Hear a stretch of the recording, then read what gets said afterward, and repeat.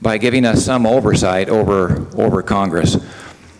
And so the purpose of this, the problem we see is that when Congress passes a law and authorizes an administrative agency to issue regulations, such as whether it's grazing permits or coal mining or waters of the U.S. or whatever it might be, those regulations based on the federal statute affect the states. And the states really have no good remedy. And so the question is, who should have the final say?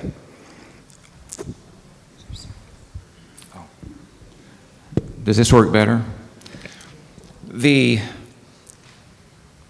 Who should have the final say is the question on these matters of federal law.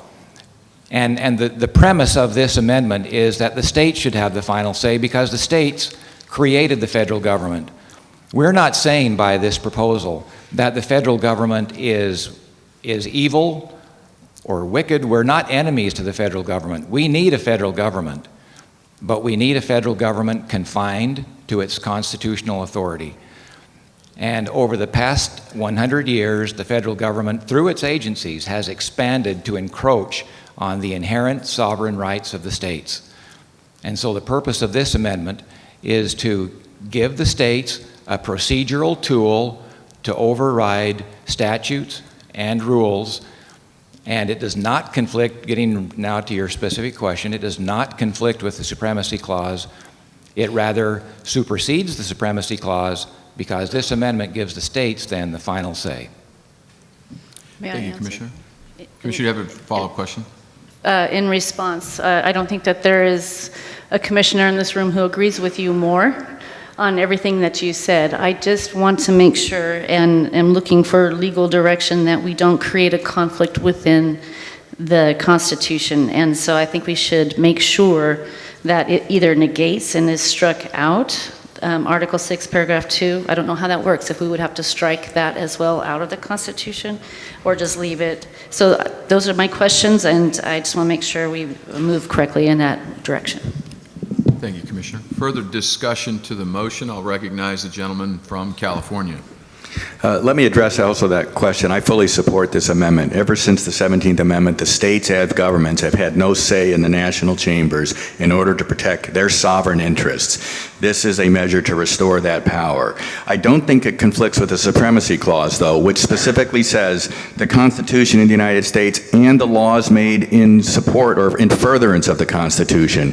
This would now be one of the constitutional provisions that the laws have to be made in furtherance of. So it would be covered by the existing Supremacy Clause, and this would prevail, this abrogation. I would like to propose one minor clarifying amendment to Section 2. This abrogation authority may also be applied to provisions of federal law existing at the time this amendment is ratified. Without that, I fear a court might say this is limited to only laws that existed at the time the amendment was ratified, and Congress would have a free hand to do whatever it wanted in the future.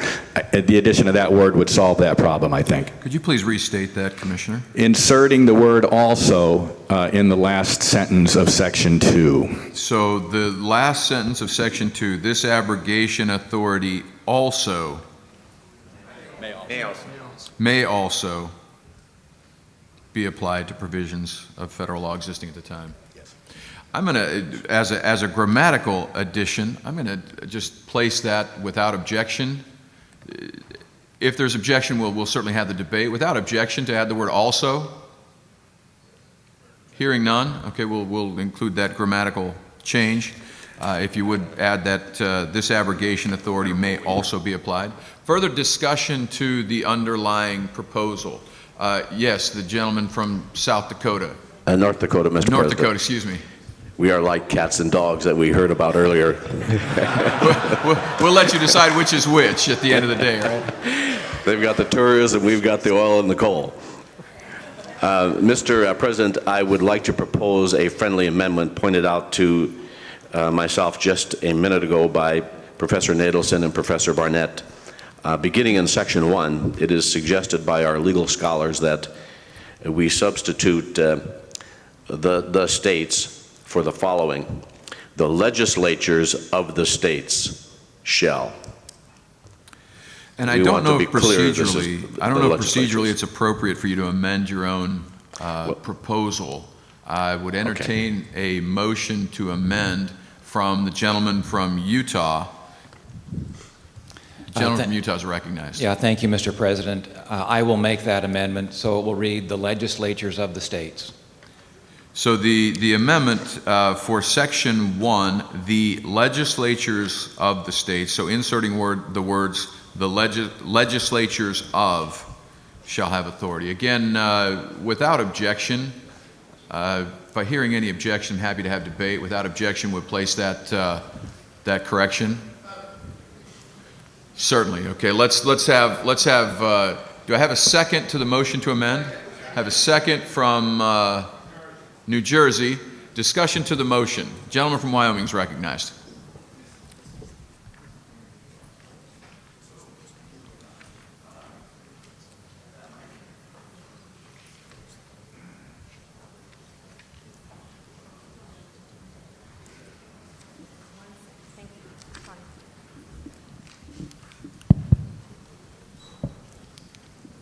Thank you, Mr. President. This gives me a little bit of heartburn. We're restricting it just to the legislatures of the states.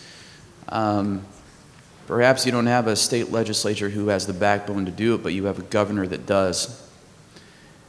I don't know how you fix this, but it does give me a little bit of heartburn here. And I wonder if we're just being a little too restrictive. That's just my comment. Is that a question to the sponsor or if he's yielding to the gentleman from Utah? My understanding, Mr. President, this is an amendment that's being made, an amendment to the proposal. Correct. So we're Okay. speaking to a motion to amend. I'm just wondering if that was a question to the maker of the motion to amend. I don't have, if someone would like to speak to that's fine. I guess that's the heartburn that I have with this. If someone who has some knowledge who could enlighten me, then I would certainly entertain that. Okay. Thank you. Let me go to the maker of the motion to amend. If the gentleman from Utah would like to speak, and then we'll go to the gentleman from Oklahoma. I'd just like to point out that Section 2 of our amendment refers to the legislatures of the states. And so it is the legislatures of the states that is the procedure by which we're effecting this abrogation. And so it's the legislatures acting for the states. This amendment merely clarifies in Section 1 to make it consistent with what we've stated in Section 2. Okay. Thank you. Further discussion to the motion to amend. Gentleman from Arkansas is recognized. Thank you, Mr. President. I was a part of this committee that drafted this proposal. I don't think there's any question that the unsustainable growth of our federal government and the unsustainable growth of the national debt is a result of a flagrant disregard for the will of the people. And I think this proposal addresses that in a very fine way. My colleague from Utah, or the commissioner from Utah, made a very pertinent statement yesterday. He said, "We the people created the federal government, which is the creature, and now the creature is devouring the creator." And I think that sums it up very well. So I speak in favor of this proposal. Thank you. Further discussion to the motion to amend. Let me go to the commissioner from Alabama, then Virginia. I was speaking on the amendment, or on the underlying. We'll come back to you then. Commissioner from Virginia is recognized. Mr. President, I move the pending question. Motion is to call the question. Do I hear a second? Second from Texas. All in favor of calling the question on the motion to amend, chairs of your delegations, please say aye. Aye. Opposed, nay. Motion is call the question. Now on the adoption of the motion to amend. Chairs of your delegations, please say aye. Aye. Opposed, nay. Motion is amended. To the underlying motion, Alabama. Thank you, Mr. President. I believe there's no action before us in any of the proposals that does more to remove the influence of the federal government on the lives of our citizens on a day-to-day basis than this proposal, and I urge passage of this proposal. Thank you, Commissioner, for observing the car wash rule.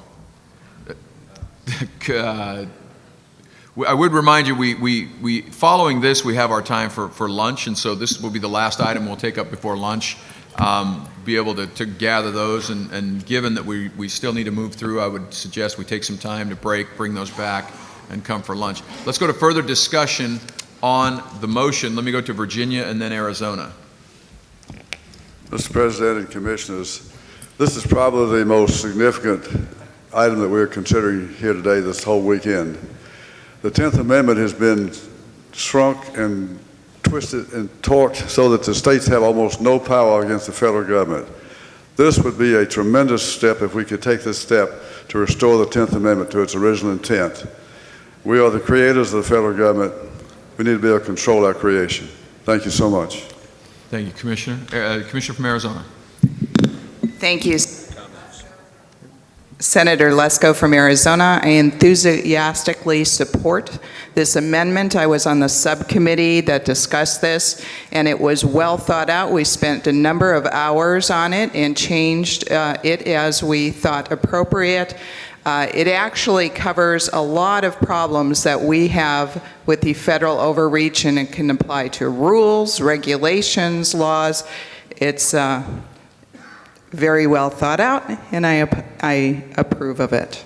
Thank you, Commissioner. Commissioner from Connecticut is recognized. Thank you, Mr. President. I spoke at some length about this in our committee meeting yesterday. I sympathize with the concerns that the rest of the body and the rest of the speakers have mentioned about the overreach of the federal government, and certainly when it comes to the elimination of the 17th Amendment, something that I think that we should have discussed. To me, however, this amendment is just a bridge too far. I think that as much as I want to restore the rights of the states to have a say in these matters, I think what we're doing here is we're giving the states so much more power than was ever envisioned by the founders, and certainly that the 17th Amendment granted, that it is potentially dangerous. The thing here is that if 3/5 of the states is all that is required, keep in mind that they could be very, very small states with a relatively small population. And if we're referring to the legislatures of those states, now we're only referring to a majority of legislatures in that state, in those states. And I think it could be a relatively small number of people making a determination to negate the authority of the federal government in its entirety. Way more than the 17th Amendment ever allowed, and I think way more than is just. I'll be opposing this, Mr. President. Thank you. Thank you, Commissioner. Recognize the Commissioner from Tennessee, then we'll come to Arkansas. Mr. Chairman, I call the question. The motion is to call the question. Do I hear a second? Arkansas? Motion is to call the question and seconded. Let me hear a voice vote from the chairs of your delegation in favor of calling the question. Please say aye. Aye. Opposed, nay. Question is called. We will move to the underlying motion to approve the adoption of Proposal 2 from the Federal Legislative Executive Jurisdiction Committee. Mr. Secretary, we'll go to roll call vote. Mr. President. Oh, I'm sorry. Yes, thank you. Let's go back to the maker of the motion for summation. Well, thank you, Mr. President. We had the same objection as the previous speaker did in our committee. And I'd just sort of like to repeat what I said yesterday during the discussion. The commissioner from Connecticut cited this is a bridge too far. Well, members of the convention, I'd like to say there is a bridge too far in the United States government, but that bridge too far is executive orders, the EPA, and the waters for the U.S., or of the U.S., just to name a few. These actions of the executive and congressional legislative branch of the United States government have impacted, I'm sure, every one of our states. And most of us in here, I think, would believe that they're unconstitutional. The people of our nation are in bondage. They're looking for this body and some other action from the various states to act.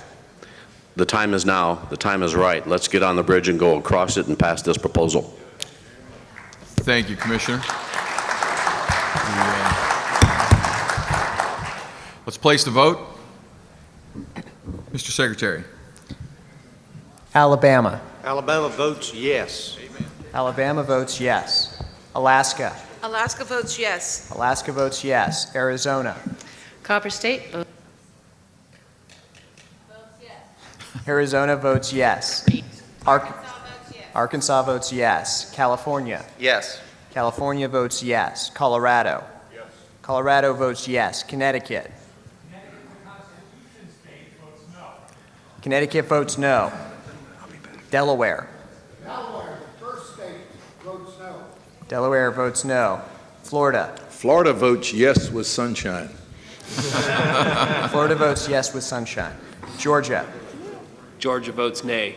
Georgia votes no. Hawaii. Hawaii, yes. Hawaii votes yes. Idaho. Yes. Idaho votes yes. Illinois. Yes. Illinois votes yes. Indiana. Indiana votes yes. Iowa. Iowa votes no. Iowa votes no. Kansas. Kansas votes yes. Kansas votes yes. Kentucky. Kentucky votes yes. Louisiana. Louisiana abstains. Maine. Maine votes yes. Maine votes yes. Maryland. Yes. Maryland votes yes. Massachusetts. Yes. Massachusetts votes yes. Michigan. Michigan votes yes. Minnesota. Yes. Minnesota votes yes. Mississippi. Mississippi votes yes. Mississippi votes yes. Missouri. Yes. Missouri votes yes. Montana. Montana votes no. Nebraska. Yes. Nebraska votes yes. Nevada. Nevada votes yes. New Hampshire. New Hampshire votes yes. New Hampshire votes yes. New Jersey. New Jersey votes yes. New Jersey votes yes. New Mexico. New Mexico votes yes. New Mexico votes Si. yes. New York. New York votes yes. New York votes yes. North Carolina. North Carolina votes yes. North Carolina votes yes. North Dakota. North Dakota votes yes. North Dakota votes yes. Ohio. Ohio abstains. Ohio abstains. Oklahoma. Oklahoma votes yes. Oklahoma votes yes. Oregon. Yes. Oregon votes yes. Pennsylvania.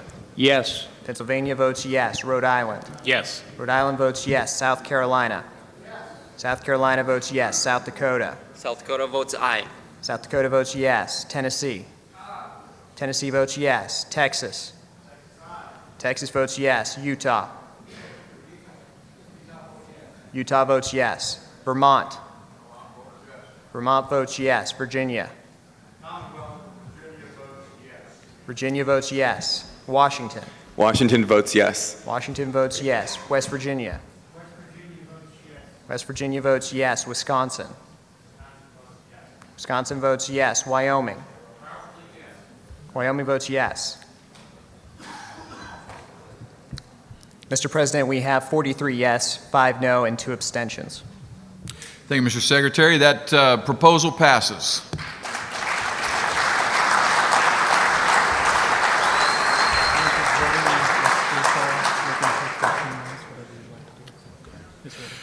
Commissioners, with that, we have passed 4 proposals as amended. We have one that we've debated we will take up immediately after lunch. Lunch is ready. If you will, why don't we take 20 minutes, gather your lunches, and if you would bring them back, and we'll continue working through and see if we can get our way through the final proposals. We'll adjourn for lunch. Yes. Oklahoma, excuse me. Mr. President, our term limits in Judicial Jurisdiction Committee plans to meet briefly. Where are we doing that? To discuss the changes to the bill same room we met in yesterday. And then I would also remind you, thank you. Any with changes to the judicial vacation proposal. Also, if you have any comments or questions on the rules, any comments, additions to the final rules, Professor Nadelson has requested that you funnel those comments forward or funnel them to him. as you have additional comments for final rules going forward. We will break for lunch, be back in 20 minutes.